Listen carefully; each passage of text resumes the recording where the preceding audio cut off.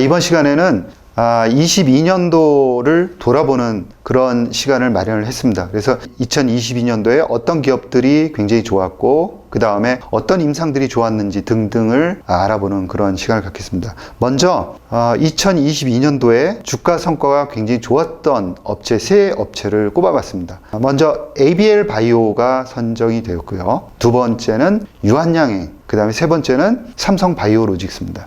근데 이 업체들 3개가 선정되었는데 그냥 이런 업체들이 선정되었구나 라고 생각하지 마시고 이 업체들이 주는 임플리케이션이 대단히 중요하다 이렇게 생각합니다. 그러니까 왜 중요하냐면 올해는 다른 회사들은 굉장히 많이 떨어졌고 그 YTD로다 거의 30%가량 11월 중순까지 떨어졌습니다. 따라서 그런 굉장히 힘든 시장 환경에도 불구하고 좋은 성과를 냈다. 그러면 어떤 특징을 가지고 있을까라는 거를 좀 알아봐야 될 것 같아요.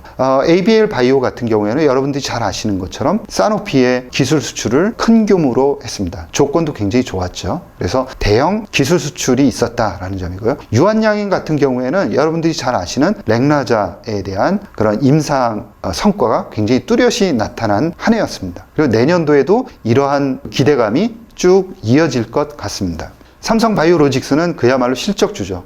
굉장히 어려운 상황에서도 실적을 잘 냈어요. 매출도 잘 냈고 그 다음에 수주도 꾸준하게 이루어졌고 그 다음에 현금도 많이 확보를 한 상황이죠. 따라서 내년도에 그런 그 오공장 신설에 대한 기대감까지 있다 그러면은 내년까지도 기대해 볼 만한 그런 회사입니다. 그래서 지금 이 세 회사의 특징들을 보면 실적이 좋거나 기술 수출 아니면은 뚜렷한 임상에서의 실적 이 세 가지를 꼽을 수 있죠. 미국에서 2022년도 YTD로 가장 성과가 좋았던 업체들을 꼽아보겠습니다. 그러면은 가장 먼저 볼 수 있는 게 시그니파이라든가 그 다음에 보이저, 그 다음에 카루나, 벌텍스라든가 아이오니스. 이 회사들이 좀 어렵고 들어본 적이 없다 그래도 상관없습니다. 왜냐면 어떤 특징, 무엇 때문에 미국도 마찬가지로 한 30% 정도 시장이 빠졌는데도 불구하고 40% 이상 아니면 70% 이상 높은 수익률을 보였냐, 어떤 특징이 있느냐를 골라내면 됩니다. 우리는 그게 목적이죠. 그래서 첫 번째 보면은 M&A를 당한 회사.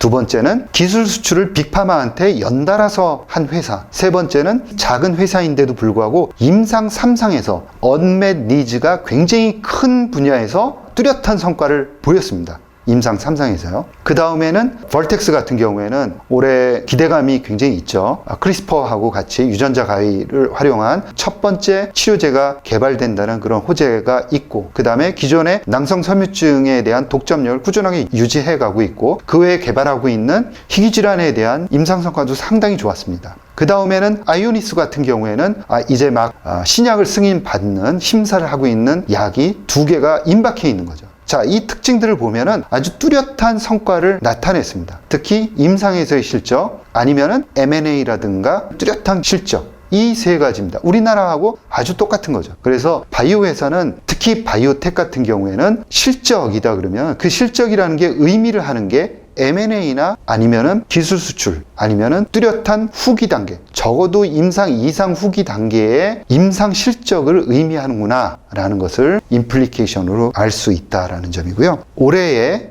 2022년도에 가장 성과가 좋았던 빅파마들에 대해서 알아보도록 하겠습니다. 첫 번째로는 36%의 수익률을 올린 머크입니다. 많이 이제 머크는 그럴 수 있다라고 생각하시는 분들도 많으실 것 같은데요. 두 번째는 일라이릴리가 성과가 좋았습니다. 플러스 30%의 아주 좋은 성과를 나타냈고요. 세 번째는 에삐입니다. 에삐는 우려감이 굉장히 많았었죠.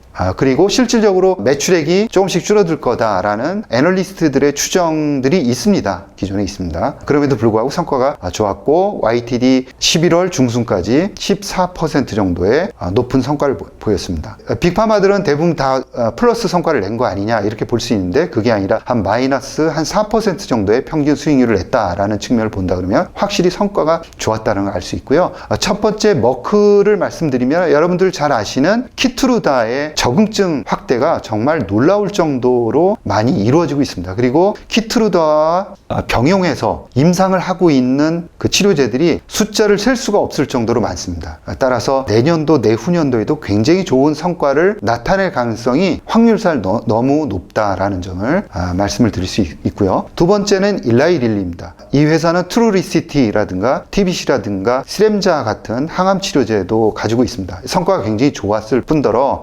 여러분들이 한 번 정도 들어보셨을 티르제파티드라는 비만 치료제에 대한 임상이 굉장히 잘 나왔죠. 그래서 향후에 슈퍼 블록버스터로 개발될 가능성이 굉장히 큰 그런 신약에서 성과를 낼 가능성이 큰 약을 확보를 했다. 이런 기대감들이 주가에 반영이 됐습니다. 그 다음에 세 번째 에피 같은 경우에는 휴미라의 영향력이 너무 컸던 회사인 거죠. 휴미라의 영향력이 거의 매출에서 차지하는 비중이 70%가 넘었었는데 올해에는 30% 정도로 많이 떨어졌습니다. 휴미라가 자가면역 치료제인 거죠. 예를 들어서 크론병이라든가 이런 우리 몸이 스스로 어떤 물질을 만들어내는데 그 물질이 항원이라고 생각을 해서 우리 면역세포들이 우리 몸을 공격을 하는 겁니다. 그래서 자가 면역 치료제로서는 전 세계에서 가장 컸던 치료제인 거죠. 내년부터 이제 바이오 시밀러가 미국에서도 나오기 때문에 경쟁이 굉장히 심하고 따라서 매출액이 계속 축소되는 상황이었습니다. 그런데 이 휴미라의 공백을 스카이리지라든가 림보크가 굉장히 훌륭하게 잘 메꿔주고 있고요. 향후 28년도에는 스카이리지나 림보크가 세계 랭킹 12위의 블록버스터 안에 들을 가능성이 있다라는 게 애널리스트에 대개 지금 나와 있는 얘기입니다. 따라서 휴미라의 충격에서 잘 벗어나고 있다라는 게 시장에서 높이 평가하고 있는 그런 이야기입니다.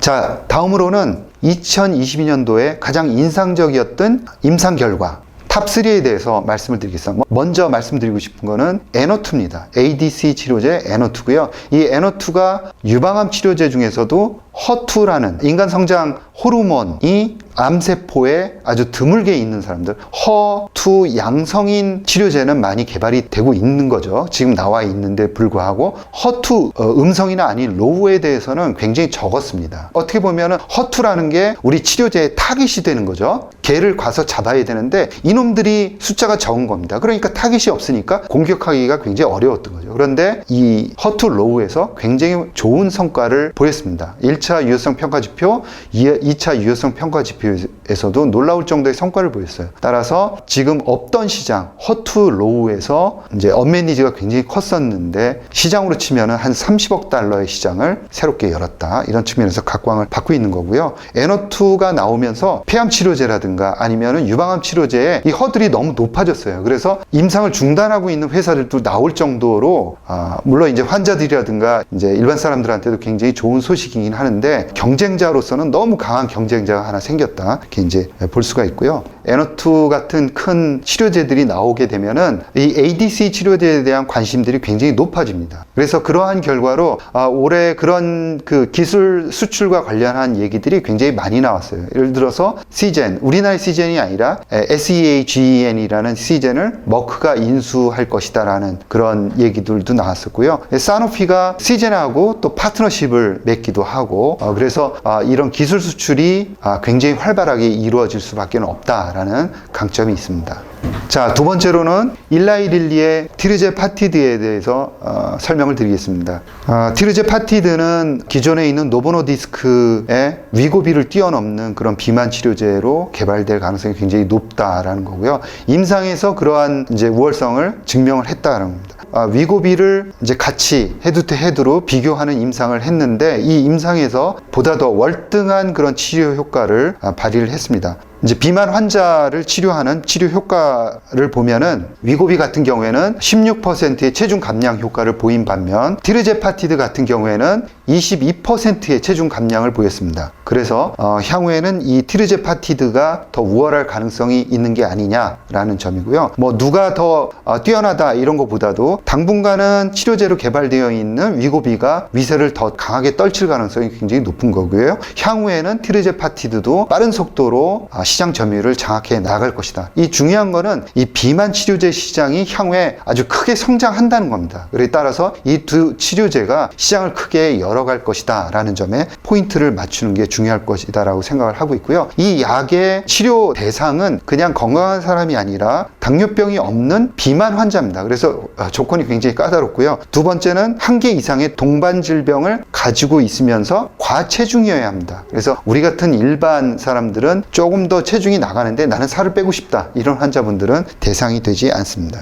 다음으로는 역시 오늘 아마 자세하게 이제 상세 데이터가 나온 걸로 알고 있는데요. 바이오젠하고 에이자이가 개발한 이 레카네맙 그 임상 결과가 역시 올해에 꼽을 수 있는 인상적인 임상 결과 세 번째로 꼽을 수 있을 것 같습니다. 그 현황을 이제 살펴보면 올해 치매 치료제, 알츠하이머 치료제가 개발된 게 아두카누맙이 개발되긴 했지만은 치료 효과도 떨어지고 단가도 비싸면서 또 부작용도 있었죠. 따라서 이제 얼마 팔리지를 못했습니다. 그래서 반쪽짜리 성공이다, 이런 기사들이 이제 많이 나왔었는데요. 설상가상으로 아밀로이드 베타 기전이 일부 조작이 되었다라는 얘기까지 나왔죠. 그래서 전체 아밀로이드 베타 기전이 무너지는 게 아니냐, 이런 이제 우려감들을 많이 가진 게 사실이었어요. 그런데 다행스럽게 이 레카네맙이 승인될 가능성이 굉장히 높아졌죠. 임상 결과에서는 경증 알츠하이머 환자의 인지 능력 감소를 약 27% 정도 늦추는 효과가 있다는 거죠. 이걸 기간으로 환산하면 최대 약 3년 정도의 인지 능력 감소를 늦출 수 있다라는 그런 대단히 의미 있는 치료 효과를 발표를 했고요. 특히나 약간 우려되었던 게 사망 환자가 2건이 생겼습니다. 대조군에서도 1명 있었던 걸로 이제 나왔고요. 기저질환을 가지고 있었던 환자들로 지금 치료제 레카네맙에 의해서 환자가 사망한 거는 아닐 가능성이 높다라는 얘기가 있습니다. 그래서 따라서 치료제로 승인받는 데는 전혀 문제 없는 게 아니냐라는 게 지금 대세인 것 같고요. 어찌됐건 레카네맙이 치료제로 승인을 받고, 그 다음에 두 번째로 지금 대기하고 있는 게 일라이릴리의 도나네맙입니다. 그래서 도나네맙까지 승인을 만약에 받는다 그러면은 일대 이 알츠하이머 치료제에 대한 붐이 한번 일어날 수 있다라는 말씀을 드릴 수 있을 것 같습니다. 자, 이번 시간에는 2023년도 가장 기대되는 빅파마 그리고 나스닥의 바이오텍에 대해서 말씀드리겠습니다. 먼저 빅파마는 아스트라제네카, 그리고 에피, 그리고 머크와 일라이릴리, 이렇게 어떻게 보면 한 4개 기업을 소개를 해드리고 싶은데요. 먼저 아스트라제네카는 뭐 간략하게 소개를 해드리면 항암제 치료제 쪽하고 면역 치료제가 너무 균형이 잘 맞춰져 있고요. 희귀질환 치료제까지도 잘 균형이 맞춰져 있습니다. 그래서 향후에 꾸준하게 성장할 수 있는 치료제군들을 잘 확보를 하고 있다 라는 점이 가장 꼽히는 원인이고요. 에피 같은 경우에는 휴미라의 우려감들이 굉장히 컸었습니다. 그렇지만 휴미라의 그 우려감을 떨쳐내면서 휴미라의 비중이 30% 아래로 떨어짐에도 불구하고 그 다음 차세대의 치료제들이 스카이리즈라든가 림보크 같은 것들이 그 자리를 메우면서 꾸준하게 잘 성장을 하고 있고, 매출액이 급격히 떨어질 것이다 라고 다들 우려를 했지만 그러한 점들을 불식시켰다라는 점이 좋게 보고 있는 점이고요. 머크는 뭐 아시는 것처럼 키트루다의 적응증이 활발하게 지금 확대되고 있습니다. 따라서 2027, 8년까지는 성장이 꾸준하게 이루어질 수밖에 없다라는 점이고요. 그 다음에 일라이릴리 같은 경우에는 뭐 아시는 것처럼 당뇨병 치료제라든가 혈관 치료제에서 너무 잘 해 나가고 있고요. 특히나 또 도나네맙 같은 알츠하이머 치료제에 대해서도 연구 개발을 하고 있습니다. 일라이릴리 같은 경우 최근에 이제 주가가 많이 상승한 이유 중에 하나가 티르제파티드 같은 그런 비만 치료제에 대한 그런 기대감, 이런 것들이 많이 반영이 되었었는데 그래서 많이 상승한 측면이 있습니다. 그런데 만약에 도나네맙 같은 경우가 임상이 잘 안 되면서 한때 이제 주가가 하락하는 그런 충격을 받는다 그러면 아주 좋은 매수 찬스다라는 말씀을 드릴 수 있을 것 같습니다. 그래서 향후에 이 혈관 치료제 관련한 그런 우위를 계속 가져가면서 일라이릴리는 성장할 가능성이 굉장히 높다라고 말씀을 드릴 수 있을 것 같고요. 바이오텍에 대해서 나스닥에 상장되어 있는 유망한 바이오텍에 대해서 말씀을 드리면 크리스퍼를 먼저 꼽을 수 있을 것 같습니다. 크리스퍼 같은 경우에는 아시는 것처럼 내년 상반기에 신약이 승인될 가능성이 굉장히 높습니다. 지금 현재 벌텍스하고 연구 개발을 다 완료를 하고 지금 파일링을 하고 있는 단계이기 때문에 내년 상반기 안에는 신약으로 승인받을 가능성이 굉장히 높다라고 보고 있고요. 만약에 승인이 되는 시점에는 어떤 그 크리스퍼의 위상이 한 단계 올라갈 가능성이 굉장히 높고, 크리스퍼 카스9이라는 이 유전자 가위에 장기에 대한 위상도 전체 다 같이 올라갈 가능성이 있습니다. 치료제로 나올 수 있는 거냐라는 부분이었었는데, 이런 우려를 불식시키면서도 전체 다 크리스퍼 카스9 관련한 회사들의 임상 파이프라인 가치를 올리는 그런 혁신적인 기회가 될 수 있지 않을까, 이런 생각을 하고 있고요. 두 번째는 마찬가지로 인텔리아를 꼽을 수 있습니다. 인텔리아는 인비보 관련해서 임상을 굉장히 꾸준하게 잘 하고 있고요. 최근에 임상 속도가 살짝 이제 늦는 것 같은 그런 느낌을 주었었는데, 그런 점을 CEO가 잘 인식을 하고 있고, 내년에는 확증 임상을 해 나가겠다. NTLA 2001 같은 경우, 그 다음에 NTLA 2002도 데이터가 잘 나왔고 후기 데이터가 이제 발표될 예정입니다. 따라서 기대감이 되게 높다라는 점이고요.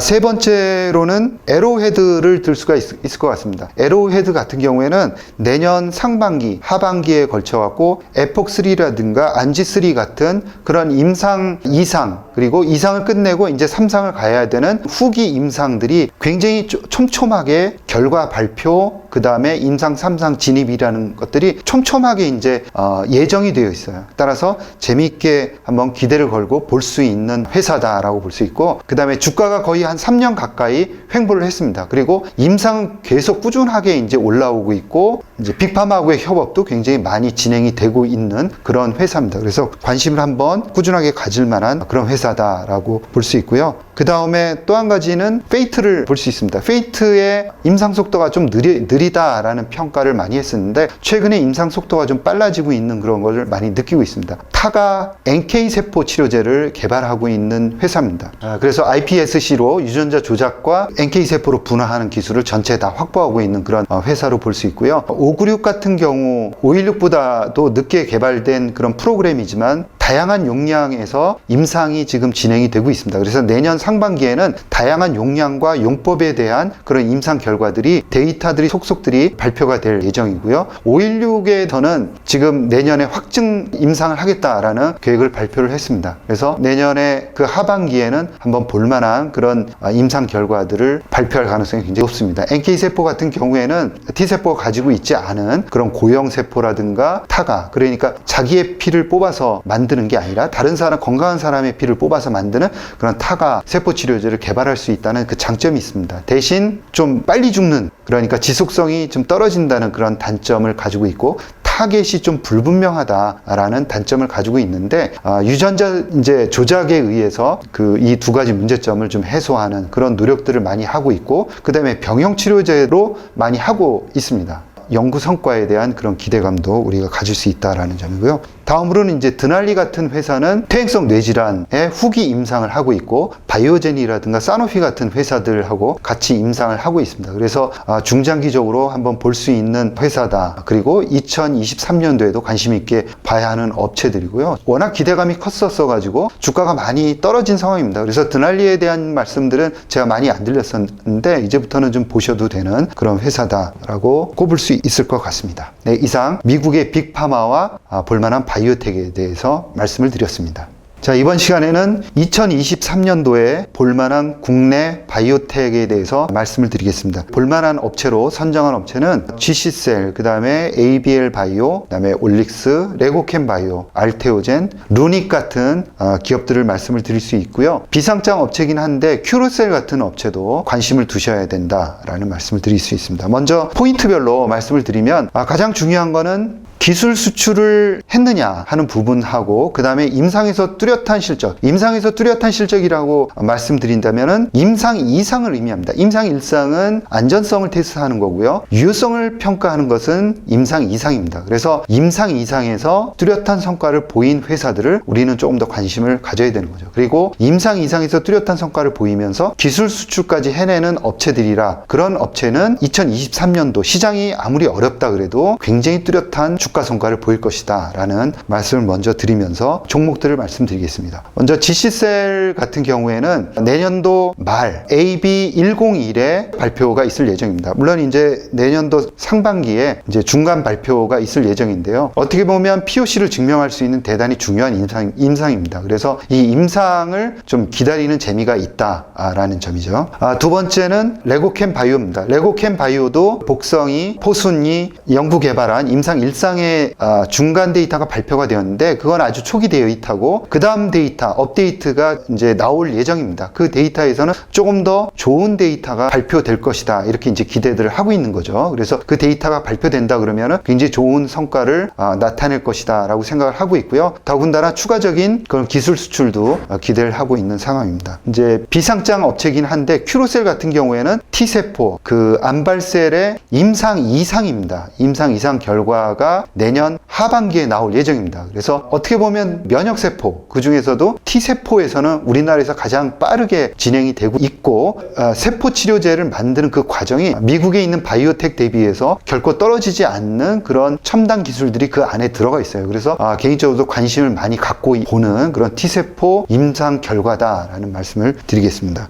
ABL 바이오 같은 경우에는 여전히 기술 수출이 계속 일어나야 될 것 같고요. 그 다음에 여전히 이제 BBB 셔틀에 대한, 그러니까 뇌로 항체라 그러면은 이제 고분자 물질입니다. 그래서 덩치가 큰 물질을 뇌로 전달시키는 그런 니즈가 굉장히 크기 때문에 우리는 관심 있게 ABL 바이오를 지켜봐야 되고 추가적인 기술 수출도 기대를 해볼 만하다라는 말씀을 드릴 수 있을 것 같습니다. 알테오젠 같은 경우에는 지금 다른 회사들이 가지고 있지 않은 피하 주사형으로 개발할 수 있는 기술을 가지고 있고요. 어떻게 보면 미국에 있는 특정 회사하고 두 개의 회사가 이 기술을 독점을 하고 있습니다. 그리고 피하 주사 제형으로 만들고자 하는 그런 니즈들은 굉장히 많고요. 특히 바이오 시밀러 같은 경우에 거의 대부분이 이제 바이오 시밀러를 피하 주사형으로 하면서 조금 더 특허 기간을 늘리려고 그러는 니즈들도 굉장히 많습니다. 그래서 과거에는 암 치료제 같은 경우에도 정맥 주사형으로 대부분 만들었었는데 이젠 바로 피하 주사용으로 개발하려고 그러는 그런 니즈들이 굉장히 많아진다. 그런 측면에서 있어도 시장이 계속 늘어나는 기술력을 가지고 있습니다. 그래서 향후에 기술 수출을 추가적으로 기대를 해볼 수 있는 회사 중 하나다라는 거고요. 기술 수출과 관련해서 조금 더 부연 설명을 드리면 지금 미국의 IRA 그러니까 인플레이션 감축법에 의해서 그 치료제들의 손익계산을 별도로 다 해봐야 되는 그런 불편함이 지금 빅파마에 있습니다. 그러니까 기존 치료제로 개발하고 있는 물질들도 이 치료제가 과연 이익이 날지 안 날지를 다시 계산을 해야 되는 거죠. 왜 그러냐면 인플레이션 감축법에 의해서 기존에 개발하려고 그랬던 화학 치료제와 바이오 치료제들의 그런 조건들이 좀 변경이 됐습니다. 따라서 이제 그 이익이 나는지 안 나는지를 물질별로 다시 계산해 봐야 되는 복잡함이 있는 거죠. 그래서 지금 가지고 있는 파이프라인도 계산하기 복잡하기 때문에 급하기 때문에 일단 다른 데서 새로운 물질들을 신규로 들어오는 데는 약간 소홀할 수 없었던 게 올해 하반기에 지금 상황인 거거든요. 따라서 이런 것들이 내년도 들어가면서 좀 개선이 될 여지가 있습니다. 따라서 올해는 우리나라 전체적으로 기술 수출이 굉장히 부진했는데 이런 영향이 있기 때문에 내년에는 조금 더 기술 수출이 늘어날 가능성이 좀 많아진다라는 말씀을 드리고 싶습니다. 또 한 가지는 루닛에 대한 설명을 드리고 싶은데요. 루닛은 몇 안 되는 그야말로 AI 업체면서 매출액을 빠르게 올려가고 있는 업체입니다. 그래서 루닛은 지금과 같은 속도로 매출액을 올려간다 그러면은 정말 전 세계적으로 몇 안 되는 AI 업체 중에서도 실적을 거의 1000억 대 이상 올릴 수 있는 가능성을 가진 회사고요. 매출액을 만약에 지금 속도보다 조금 더 느리더라도 네트로 100에서 150%의 속도로 매출을 늘려간다 그러면 2025년도에는 매출액도 1,500억 이상으로 올라서게 되고 판관비 즉 연구개발비는 한 1,300억 아래로 떨어지게 됩니다. 따라서 이익이 나는 구조로 바뀌게 되거든요. 이렇게 되면은 매출도 1,000억 이상 올라가면서 이익이 나는 수지타산이 맞는 전 세계에서 몇 안 되는 회사로 인정을 받으면서 글로벌 펀드들의 주목을 받을 가능성이 대단히 높다. 그런 측면에서 주의 깊게 봐야 되는 종목 중에 하나고 실력 있는 종목 중에 하나다라는 말씀을 드릴 수 있습니다. 대형 업체들로서는 우리나라에서 가장 잘하고 있는 분야인 CMO, 그 다음에 바이오시밀러 이런 부분들이 있을 텐데요. 우리나라의 CMO 회사들은 다른 나라에서도 인정하듯이 경쟁력을 갖추고 있습니다. 그러니까 생산 기술이라든가 이제 투자하는 속도가 굉장히 빠르게 치고 나가고 있기 때문에 향후에도 중장기적으로 관심을 갖고 지켜봐야 되는 그런 업체들이다라고 생각을 하고 있고요. CMO, 특히 바이오시밀러의 2023년부터 2030년까지의 특허 만료되는 부분들이 굉장히 많이 나오고 있습니다. 그리고 이러한 영향으로 인해서 바이오시밀러의 CMO 성장 속도는 굉장히 빨라질 수밖에 없습니다. 규모로 본다 그러면은 2021년 대비해서 2030년이 네트로 2배에서 3배 정도 더 늘어나는 속도거든요. 특히나 이 과정에서는 아웃소싱도 더 많아질 것이고, 그리고 CMO에 대한 니즈가 더 많아질 겁니다. 그래서 이 시장을 가장 규모가 큰 삼성바이오로직스, 그 다음에 규모를 계속 늘려가고 있는 셀트리온이 가져올 가능성이 있고, 그 다음에 RNA 그 물질을 만들고 있는 ST팜도 기회가 많다라고 생각하고 있고요. ST팜 같은 경우에는 또 신약 치료제도 개발을 하고 있고 기대를 해볼 만한 기전을 가지고 있습니다. 따라서 ST팜까지 삼성바이오로직스, 셀트리온, ST팜 이 세 가지 종목들은 미국의 빅파마와 비슷하다라는 개념을 가지면서 한번 사볼 만한 종목이다 라는 생각을 하고 있고요. 어떻게 보면은 주식을 좀 더 안정적으로 한번 해보고 싶다, 나는 잘 모르겠는데 장기적으로 발은 담그면서 향후에 바이오에 대해서 공부를 해보고 싶다, 이런 분들은 미국에 있는 빅파마들 아니면 빅파마에 담고 있는 ETF, 그 다음에 우리나라에서는 장기적인 성장하는 삼성바이오로직스, 셀트리온, 그 다음에 ST팜 같은 회사들을 일단 하나의 묶음으로 해서 좀 사서 쟁겨 놓으시고, 그 다음에 따로 바이오텍에 대해서는 공부를 좀 해 가시면서 늘려가는 전략도 굉장히 좋지 않을까, 이런 생각을 해봅니다. 예, 다음으로는 2023년도에 기대되는 섹터에 대해서 말씀을 드리겠습니다. 바이오, 그 중에서도 CGT, 세포와 유전자 치료제에 대한 말씀을 그동안 많이 드렸었는데요. 지금 2022년도에 기술 거래된 그런 경향을 보더라도 CGT가 단연 1등으로 올라서고 있습니다. 물론 이제 화학 치료제는 지금 계속 축소되고 있는 경향이기 때문에 화학 치료제가 가장 많기는 하지만 추세적으로 꺾이고 있는 상황입니다. 따라서 의미 있게 봐야 되는 거는 그 다음 순인데 CGT, 그 다음에 항체 치료제, AI 이렇게 순서를 점하고 있는 거고요. 우리가 관심 있게 봐야 되는 거는 약물 전달하는 그런 기술들도 많이 올라오고 있다라는 점이에요.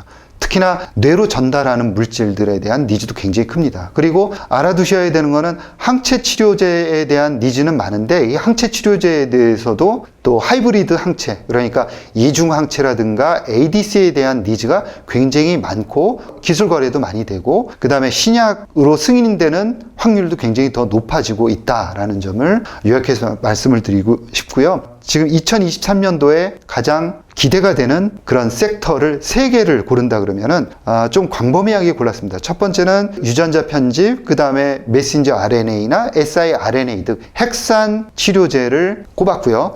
두 번째로는 이제 고형암 중에서 종양 미세 환경이 굉장히 열악한 암들이 있습니다. 그런 암들을 치료할 수 있는 유전자가 조작된 면역 치료제들, 그 T세포라든가 NK세포 치료제에 대한 니즈가 굉장히 강할 수 있습니다. 그리고 이런 면역세포 치료제들을 강화하는 보조적인 치료제들도 굉장히 각광을 받을 가능성이 있고, 현재도 이쪽으로 투자들이 굉장히 많이 집중이 되고 있다라는 점이죠. 세 번째는 역시 알츠하이머를 비롯한 퇴행성 뇌질환 쪽이 각광을 받을 가능성이 굉장히 높고요. 특히 BBB 그 셔틀과 관련한 뇌로 전달하거나 아니면 다른 신경조직으로 치료제를 전달하는 그런 전달체에 대한 니즈들도 굉장히 많을 가능성이 있습니다. 그래서 이렇게 3가지가 2023년도에 기대해 볼 만한 그런 유망한 섹터다라고 저는 생각하고 있습니다.